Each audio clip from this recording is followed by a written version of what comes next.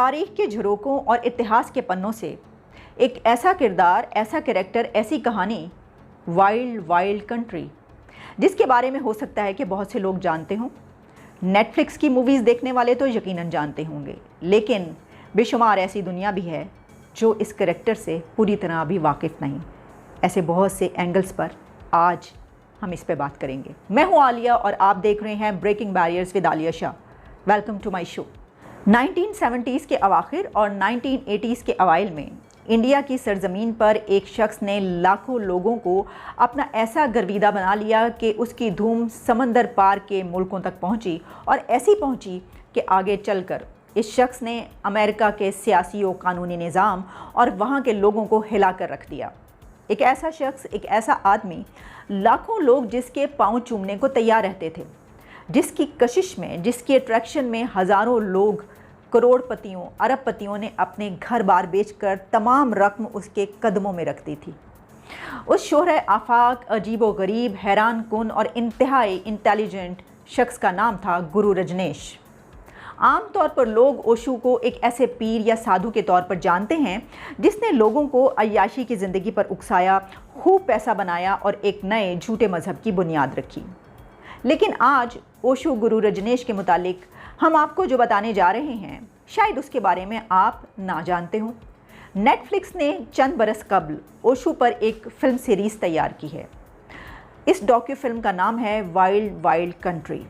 ये मशहूर ज़माना दस्तावेज़ फिल्म 6 हिस्सों, 6 पार्ट्स पर मुश्तमिल है, जिसमें ओशो की ज़िंदगी में उसका साथ देने वाले रियल कैरेक्टर्स को कास्ट किया गया, यानी जो ओशो की ज़िंदगी में उसके साथ थे उनको इस फिल्म में लिया गया, और उन सब पर क्या बीती और गुरु रजनेश की असल कहानी क्या है, इस बहुत बड़े राज से पर्दा उठाया गया है। 7 साल की उम्र में कहा जाता है कि उनके एक ग्रैंड पेरेंट की वफ़ात के बाद, उनकी डेथ के बाद वो बहुत ज़्यादा दुनिया से अलग थलग हो गए। उस डेथ ने उनके ऊपर इतना ज़्यादा असर किया था कि उनको बदल के रख दिया था। इसकी कोई वजह नहीं बताई जाती। उन्हें स्टडी का बहुत शौक़ था, किताबें पढ़ने का बहुत शौक़ था। कॉलेज तक पहुँचते पहुँचते वो इतने उलूम के माहिर हो चुके थे, लेकिन ज़िद्दी तबीयत की वजह से टीचर्स के साथ अक्सर बदतमीज़ी हो जाती, जिसकी वजह से उन्हें कॉलेज से भी निकाल दिया गया। इसी दौरान उनके अंदर का वजदान जागा और 1953 में कहा जाने लगा कि उनके साथ भी ऐसा हुआ। इस बेदारी के नतीजे में उन्हें यूनिवर्सिटी में दाखिला देने से भी इनकार कर दिया गया था। फ़िलासफ़ी का असिस्टेंट प्रोफेसर बनने के लिए ओशो ने बहुत मेहनत की, बहुत जिद्दोजहद की, लेकिन बतौर लेक्चरर वो ऐसे ज़बरदस्त और मशहूर कुन साबित हुए कि उन्होंने हिंदुस्तान भर में सफ़र किया और बड़े बड़ी गैदरिंग से उन्होंने ख़िताब किया। वो जहाँ जाते मजमे जमा हो जाते, लोगों की एक बड़ी तादाद उनको सुनने के लिए जमा हो जाती। उनकी तकरीरें सुनने के लिए लोग दूर दूर से जमा होते थे, लेकिन पहले से राइज कुछ पुख्ता रसूमात, कस्टम्स और इस तरह की चीज़ें, इस तरह के तौर तरीके जिनको झुटलाने पर लोग खफा हो जाते हैं, ऐसा करने पर उनको बहुत ज़्यादा अपोजिशन का सामना करना पड़ा और उन्होंने अपने बहुत से ओपोनेंट्स भी पैदा कर लिए थे। गुरु रजनेश की तालीमात, कहा जाता है कि इस्लाम, बुद्ध मत, हिंदू मत और क्रिश्चियनिटी और जितने भी इस तरह के मज़ाहिब, इनका एक मिक्सचर थी। इन टीचिंग्स की बदौलत उनके हज़ारों सन्यासी बन गए, यहाँ तक कि 1971 में गुरु रजनेश ने अपने लिए भगवान का लक़ब इख्तियार कर लिया। हत्ता कि लोग उनके नाखून और बाल डब्बियों में डालकर ले जाने लगे। वो एक बादशाह की तरह रहते थे और अब दुनिया भर से लोग उनके आश्रम पूना आना शुरू हो गए थे। शुरू में तकरीबन कहा जाता है कि 6000 के करीब, 6000 सन्यासी उनके आश्रम में मुस्तकिल तौर पर रहते थे, जबकि 30,000 मेहमानों का रश हर वक्त लगा रहता था। हत्ता कि इस चीज़ ने एक बड़े कारोबार की शक्ल इख्तियार कर ली। कहा जाता है कि उनका उसके बाद ऐसा भी हुआ कि मंथली $2 लाख उनको मुनाफा होने लगा और गुरु रजनेश अमीर व कबीर हो गए। गुरु के आश्रम में गैर मुल्की सन्यासियों की इतनी बड़ी तादाद के पेश नज़र वो कई तरीक़ों से हुकूमत के लिए दर्द सर, हेडेक बन चुके थे। उनके इस फैलते कारोबार को मद्देनज़र रखते हुए उनसे टैक्स देने की डिमांड भी की जाने लगी। इसके बाद उनको ये भी कहा गया कि वो शहर छोड़कर चले जाएं तो अच्छा है, क्योंकि गवर्नमेंट के लिए सब कुछ बहुत मुश्किल हो गया है। ये यूएसए चले गए और $60 लाख में ओरेगोन में 64,000 एकड़ से ज़्यादा रकबे पर मुहित वहाँ का दूसरा सबसे बड़ा रैंच ख़रीद लिया। यहाँ उन्होंने एक नया आश्रम तामीर किया। मुस्तकिल रिहाइश इख्तियार करने वाले कोई तकरीबन 2500 के करीब सन्यासियों में से ज़्यादातर जो हैं वो वाइट थे, सफ़ेद फार्म थे, मिडिल क्लास थे, कॉलेज से तालीम याफ्ता, तकरीबन 25 से 35 के बीच जो वहाँ के लोग थे वो भी उनके साथ शामिल हो गए। हैरानकुन बात यह कि जब उन्होंने इंडिया छोड़कर अमेरिका जाने का फ़ैसला किया तो उस वक्त उनके आश्रम में हज़ारों गैर मुल्की और मुल्की सन्यासी मौजूद थे।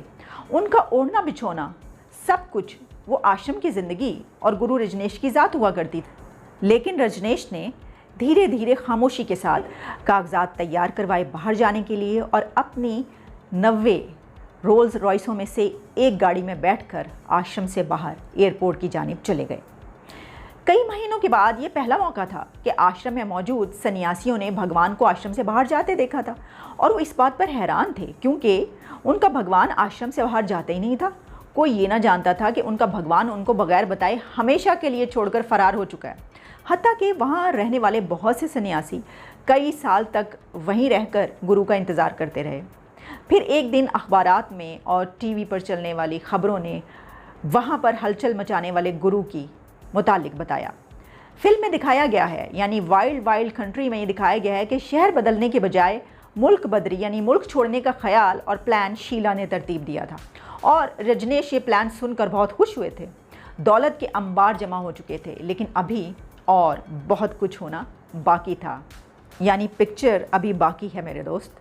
अमेरिका के उस टाउन ओरेगोन में 64,000 एकड़ पर मुश्तमिल फार्म पर ओशू और उनके मानने वाले इस तरह रहते जैसे कि वो उनको यहाँ पर रहने की आदत थी इंडिया में।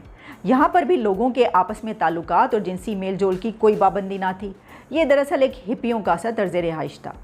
ओशू और उनके सन्यासियों का ये रहन सहन, ये तरीक़ेकार उस शहर के देहाती और सिंपल लोगों को पसंद नहीं आ रहा था क्योंकि पूना में तो आश्रम के अंदर ये सब होता था, वहाँ पर उस टाउन में हो रहा था। लिहाजा वहाँ के शहरियों और ओशू के आश्रम के बीच लगने लग गई, टसल चल गई।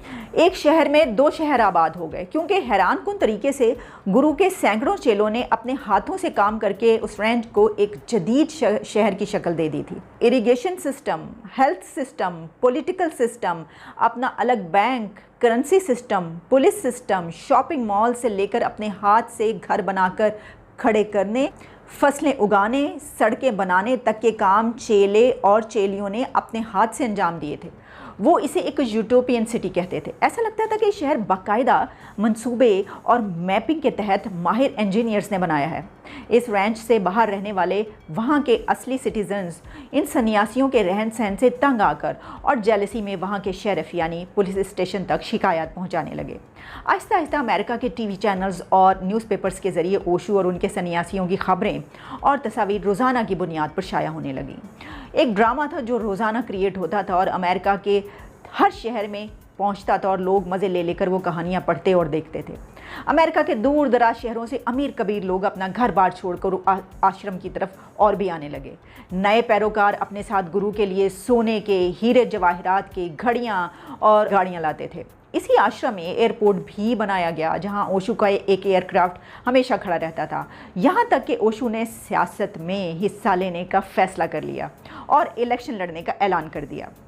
इसके बाद इस आश्रम के लोगों और असल शहरियों के बीच सही लड़ाई शुरू हुई क्योंकि वहाँ पे रहने वालों को ऐसा लगा कि ये तो हमारा सब कुछ छीन कर ले गए। इस दौरान माँ आनंद शीला ने अपने चंद साथियों के साथ उस टाउन के चंद रेस्टोरेंट्स के खानों में जहर मिला दिया। एक इंस्पेक्टर को कत्ल करने की साजिश भी बुनी गई जिसकी वजह से दर्जनों लोग हॉस्पिटल पहुंच गए वो खाने खाकर। फिर यह लड़ाई मज़ीद शदीद हो गई। वो इलेक्शन लड़कर इस कस्बे का नाम बदलकर रजनेशपुरम रखना चाहते थे और वो इसमें कामयाब भी हो गए। जहनी और जिस्मानी हालत भी बिगड़ने लगी थी। इस फिल्म में दिखाया गया है कि वो वैलियम की बड़ी मिकदार खाते थे और नाइट्रस ऑक्साइड भी सूंघते थे। गाड़ियाँ, प्लैटिनम घड़ियाँ, असलहा, ये सब इकट्ठा करने में हर वक्त वहाँ पर काम होता रहता था आश्रम के अंदर।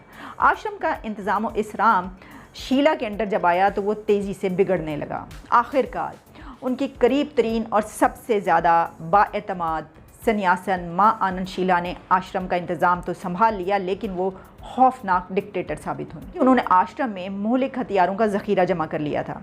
रेंज के लिए एक खुसूसी पुलिस फोर्स बनाई गई थी। सन्यासियों को रेंज से की हदूद से बाहर जाने से मना कर दिया गया था।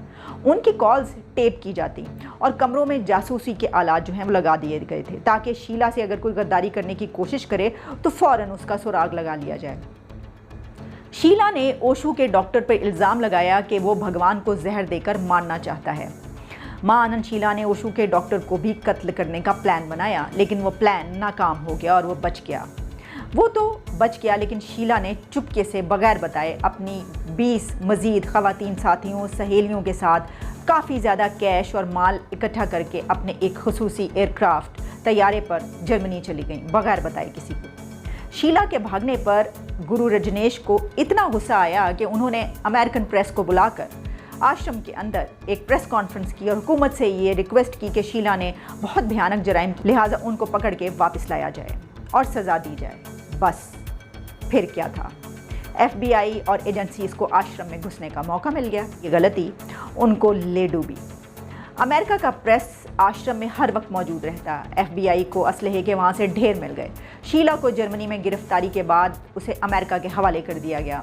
उनको कत्ल की साजिश करने और जहर देने की कोशिश पर 59 ईयर्स 59 साल कैद की सज़ा सुनाई गई थी, लेकिन बाद में वो सिर्फ 3 साल से भी कम अरसे में रिहा हो गई, बाहर आ गई और उसके बाद वो स्विट्ज़रलैंड चली गई और वहाँ पर वो अपने 2 नर्सिंग होम अभी भी चलाती हैं।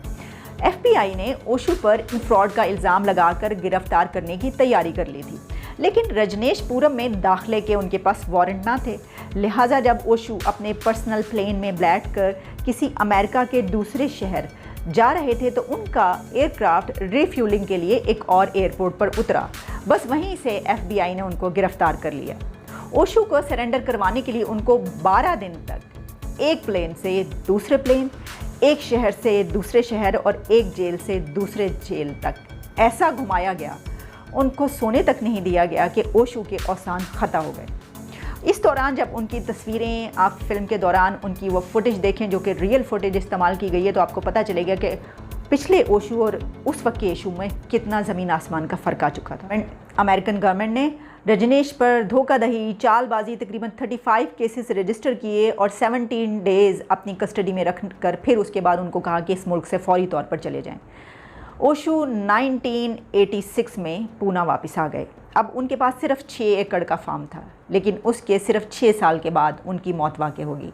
कहा जाता है कि उनको जहर दिया गया, कोई कहता है कि उन्होंने खुद से मरने का फ़ैसला किया। उनके मरने के चंद घंटे के अंदर उनकी बॉडी बगैर किसी को दिखाए बिना जला दी गई। उनके आखिरी अल्फाज थे, I leave you my dream. Osho ने अपने पैरोकारों पर सोग और रोने की पाबंदी आयद की थी कि उनके मरने के बाद कोई रोए ना, बल्कि बहुत ज़्यादा हंसे, नाचे और गाए। और यही हुआ कि वो नाचते, गाते और डांस करते, रक्स करते हुए ओशो की लाश लेकर तुलसी राम घाट पहुँचे, जहाँ उनका अग्नि संस्कार उनके छोटे भाई स्वामी विजय भारती ने किया। अगले रोज़ उनकी राख कम्यून सेंटर लाई गई और तकरीबन उनकी मौत से 9 महीने पहले ओशो के अपने हाथ की लिखी हुई तख्ती लगाई गई, जिस पर उन्होंने तहरीर किया था, ओशो जो ना कभी पैदा हुआ ना कभी मरा। उनके लेक्चर्स की कैसेट्स उनके मरने के बाद और उनकी किताबों से लाखों डॉलर्स की रॉयल्टी आती रही और वसूल की जाती रही।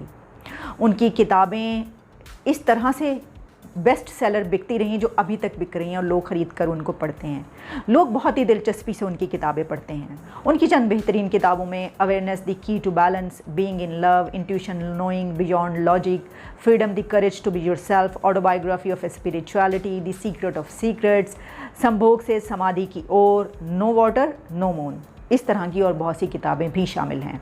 लेकिन ये एक ऐसा किरदार था जिसके मुतालिक पुरस्कारियत, मिस्ट्री हमेशा कायम रहेगी और उसको बेशुमार लोग बहुत बुरा भी कहते रहेंगे, लेकिन बहुत से लोग उसको एक इंटेलिजेंट और इंटेलेक्चुअल और एक पागल के नाम से भी जानेंगे। इजाज़त दीजिए, दोबारा मुलाकात होगी। Good bye.